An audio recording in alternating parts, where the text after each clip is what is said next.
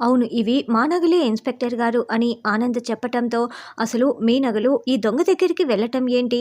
ఈ దొంగ దగ్గర నుంచి నగలు మీ కోడలు తీసుకుంటూ ఉంటే మేము అరెస్ట్ చేసి తీసుకువచ్చాము అని పోలీసులు చెప్తారు. ఏంటనన్య ఇదంతా కూడా అని రోహిత్ ప్రశ్నిస్తూ ఉంటారు.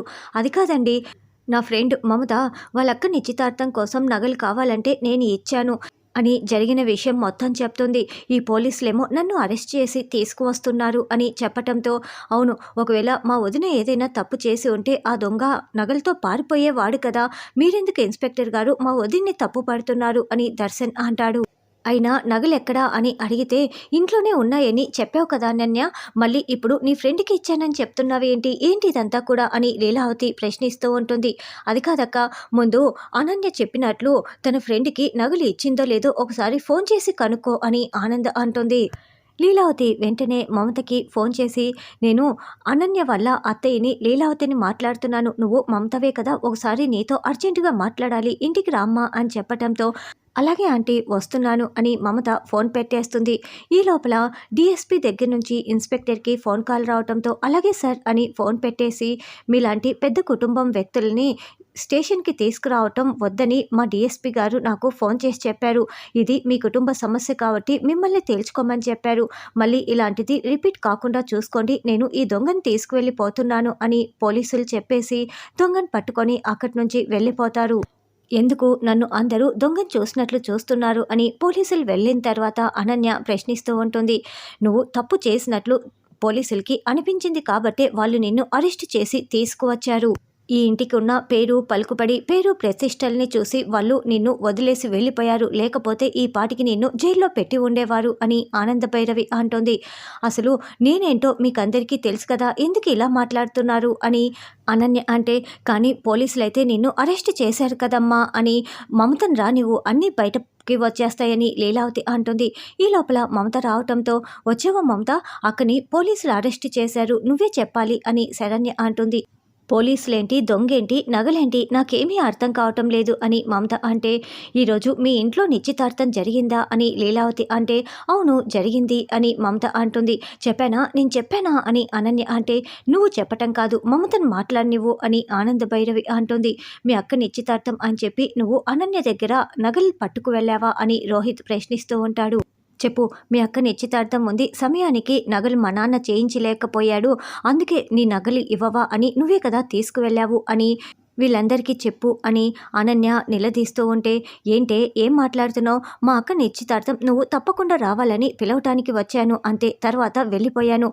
నువ్వు నాకు నగలు ఇవ్వటం ఏంటి, నేను తీసుకువెళ్ళటం ఏంటి? ఏంటే ఎందుకే నువ్వు ఇలా అబద్ధాలు ఆడుతున్నావు అని మమత రివర్స్ అవుతుంది. ఎందుకే ఇలా అబద్ధాలు ఆడుతున్నావు? నువ్వు అబద్ధాలు చెప్తున్నావు, ఎవరు చెప్పమంటే ఇదంతా చేస్తున్నావు, చెప్పు ఎందుకు అబద్ధాలు చెప్తున్నావు అని అనన్య చాలా షాకింగ్గా మమతని నిలదీస్తూ ఉంటుంది. ఇక ఆనంద భైరవి చాలా చాలా సంతోషపడుతూ ఏయ్ అని అరుస్తూ ఉంటుంది. నువ్వే ఎందుకిలా అబద్ధాలు చెప్తున్నావు? మమత నిజమే చెప్తుంది, తను నిశ్చితార్థానికి పిలవటానికి వచ్చింది, నువ్వేమో నగలు ఇచ్చి పంపించానని చెప్పి మమ్మల్ని అందరినీ కూడా మోసం చేస్తున్నావు.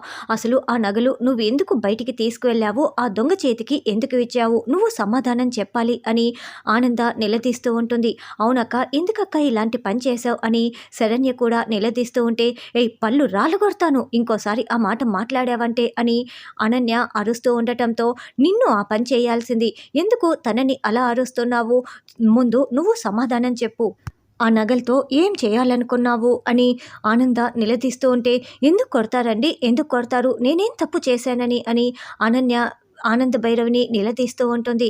నువ్వు ఈ ఇంటికి కోడలివి, రోహిత్ జీవితంలో వెలుగులను నింపుతున్నావని లీలావతి అక్క చాలా సంతోషపడుతూ ఉంటే, నువ్వేమో ఇలాంటి పనులు చేస్తావా, అసలు నువ్వెందుకు ఇలాంటి పనులు చేశావో చెప్పు అని ఆనంద నిలదీస్తూ ఉంటే, నేనేం తప్పు చేయకపోయినా కూడా నన్ను కొడతానని మీరే ఇలా మాట్లాడుతున్నారు, అసలు మీరెందుకు నన్ను కొడతారు అని అనన్య నిలదీస్తూ ఉంటుంది. దాంతో రోహిత్కి చాలా కోపం వచ్చి, అనన్య అంటూ వెంటనే చెంప పగలగొట్టేస్తాడు. చూడు, ఈ పని చేయాల్సింది మా పిన్ని చేయలేదు కాబట్టి నేను చేశాను అని రోహిత్ అనడంతో, అంటే నేనే నగల్ని కావాలని బయటికి తీసుకువెళ్ళానని నమ్ముతున్నారా మీరు అని అనన్య అంటుంది. అంతే కదా, నీకు డబ్బులు అవసరమైతే నన్ను అడగాలి, లేదంటే మా అమ్మ నాన్నల్ని అడగాలి, అంతేకాని ఇలా దొంగలతో చేతులు కలిపి ఇలాంటి పనులు చేస్తావని నేను అస్సలు అనుకోలేదు అని రోహిత్ చీకొడుతూ ఉంటాడు. నువ్వు వెళ్ళమ్మా అని ఆనంద మమతని పంపించేస్తుంది.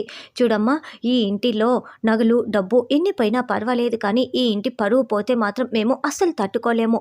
ఇంకోసారి ఇలా అస్సలు ప్రవర్తించకు, ఇలాంటి పని చేయకు అని లీలావతి భర్త ఇద్దరు అనన్యకి వార్నింగ్ ఇచ్చి లోపలికి వెళ్తారు.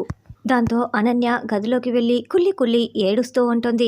అప్పుడే ఆనంద భైరవి అక్కడికి వచ్చి అక్కడ ఉన్న సోఫాలో కాలు మీద కాలు వేసుకొని కూర్చొని, ఏంటి అనన్య, నీకు అస్సలు అర్థం కావటం లేదు కదా, ఎప్పుడు నాపై కోపంతో రగిలిపోతూ నీ కళ్ళు చూస్తూ ఉంటాయి కదా, నన్ను దెబ్బ కొట్టాలని నువ్వు చూస్తూ ఉంటావు కదా, అటువంటి మొట్టమొదటిసారి నీ కళ్ళు ఏడుస్తూ ఉన్నాయి కదా, మరి ఈ కన్నీటి రుచి ఎలా ఉంది అని ఆనంద భైరవి అడగటంతో, అంటే ఏం మాట్లాడుతున్నారు మీరు అని అనన్య చాలా షాకింగ్గా లేచి నిలబడి మరీ ప్రశ్నిస్తూ ఉంటుంది. ఏంటి, నీకు ఇంకా అర్థం కాలేదా, మమత రావటం, నగలు తీసుకువెళ్ళటం, మళ్ళీ తర్వాత దొంగ చేతిలో ఆ నగలు పోలీసులు ఇంటికి రావటం, ఇదంతా కూడా నేను వేసిన ప్లానే. కర్మ రిటర్న్స్ అంటారే, అదే ఇది అని ఆనంద్ చెప్పటంతో అనన్య ఏమాత్రం తగ్గకుండా, అంటే మీకు ఇష్టం లేకపోయినా కూడా రోహిత్ని నేను పెళ్లి చేసుకొని ఈ ఇంట్లో అడుగు పెట్టానని అని మాట్లాడుతూ ఉంటే, ఏయ్ తప్పు, నువ్వు అనుకుంటున్నది కాదు అని వేలు పెట్టి వార్నింగ్ ఇస్తూ, నువ్వు మాకు ఇష్టం లేకుండా పెళ్లి చేసుకొని ఈ ఇంట్లో కోడలుగా అడుగు పెట్టినందుకు మాకు కొంచెం బాధగానే ఉంది, కానీ నీ కారణంగా వాడిలో మార్పు వచ్చింది. మా అక్క ముఖంలో నేను సంతోషం చూశాను, అప్పుడే నీ మీద ఉన్న కోపం నాకు పోయింది. కానీ నువ్వే గతాన్ని తలుచుకొని నా మీద కోపంతో పంతం పెంచుకొని నువ్వు ఇష్టం వచ్చినట్లు చేస్తున్నావు.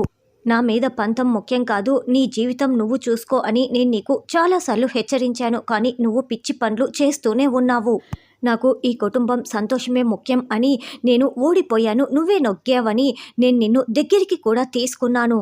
కానీ నువ్వేం చేసావు, శరణ్య దర్శన్లని విడగొట్టాలని చూస్తావా అని ఆనంద నిలదీస్తూ ఉంటే, ఏం మాట్లాడుతున్నారు మీరు, నేను వాళ్ళిద్దరిని విడగొట్టడం ఏంటి అని అనన్య బుకాయిస్తూ ఉంటే, ఈ కథలు మా అక్క దగ్గర మాట్లాడు, నీ మాటలన్నీ నమ్ముతుందేమో, నా దగ్గర కాదు.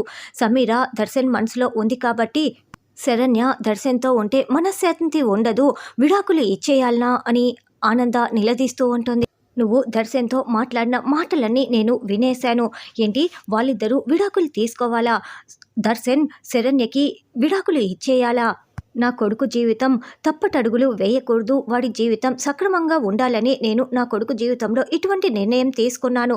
కానీ నువ్వు శరణ్య విషయంలో తీసుకున్న నిర్ణయం మాత్రం ముమ్మాటికి తప్పే, నువ్వు శరణ్యకి అన్యాయం చేస్తున్నావు.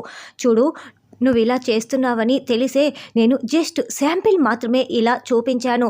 ఒకవేళ ఇది కంటిన్యూ చేసేవే అనుకో, నువ్వు నా కోపానికి ఆహుతైపోతావు, నా కోపాన్ని నువ్వు అస్సలు తట్టుకోలేవు అని ఆనంద గట్టిగా అరుస్తూ అనన్యకి వార్నింగ్ ఇస్తూ ఉంటుంది.